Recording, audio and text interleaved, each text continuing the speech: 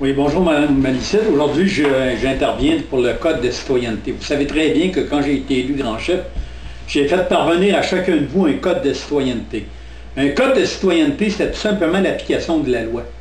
Mais ce qui est important de reconnaître dans ça, qu'un comité de citoyenneté, c'est un membre par clan familial qui reconnaît les membres malicites de descendance. Pourquoi le Code n'a jamais été appliqué? Parce que dès le départ, on a eu affaire à des fraudeurs qui étaient là, qui étaient rentrés avec de faux documents. Puis ce monde-là ne tenait pas en tout à mettre en place le Code de citoyenneté.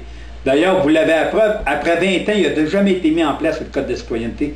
Qui était là? Il y avait Bernard Janis et Aubin Janis qui étaient là. Puis d'ailleurs, dès le départ, ce monde-là sont infiltrés dans la nation avec des faux documents. Mais ce qui est grave dans ça, c'est que le ministère des Affaires indiennes, continuellement, accuse les malicites d'avoir reconnu ce monde-là.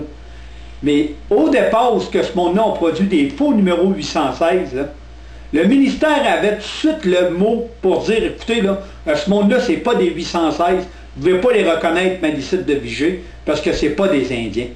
Dès le départ, le ministère aurait dû faire ça. Là, la guerre qui s'entreprend dans le moment, là, elle n'est pas pensée qu'elle est terminée.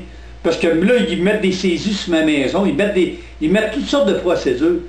Mais au bout de la ligne, là, c'est là que je m'en vais. Je m'en vais sur un 14-3 en cours supérieure. Puis ceux qui sont dans la nation dans le moment, là, puis qui n'ont pas d'affaires là, puis c'est tout simplement des personnes qui ont produit de faux documents pour devenir des Indiens. Puis dans la nation malicite, là, quand on parle de scinder la bande en deux, on ne peut pas scinder la bande en deux avec des fraudeurs. Les membres qui ont des cartes d'impoche dans le moment, le ministère des Affaires indiennes sont responsables de ça. Qu'on arrête de dire c'est la nation malicite de Vigée.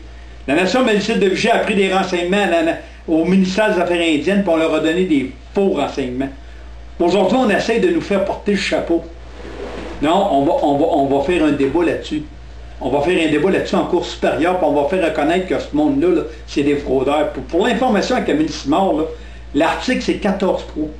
14.3. Le ministère a beau forger toutes sortes de résolutions pour essayer de nous faire emballer ça, là, mais on n'emballera pas ça. On est des vrais malicites de chouche.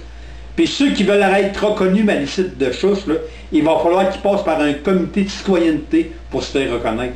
Ce monde-là a des cartes illégales d'impoche. Le ministère des Affaires indiennes avait l'obligation d'appliquer l'article 10.8 de la loi. Si aujourd'hui on est pris de même, c'est parce qu'il y a du monde à quelque part là, qui font les sourds d'oreilles, puis ils nous font emballer ce qu'on est obligé de subir. Perdez pas de vue, là, ça fait 20 ans que ça dure. Ça fait 20 ans que ce monde-là exploite les malicites de Vigée. Les vrais malicites de Vigée, les malicites de chouche. J'espère que les malicites de chouche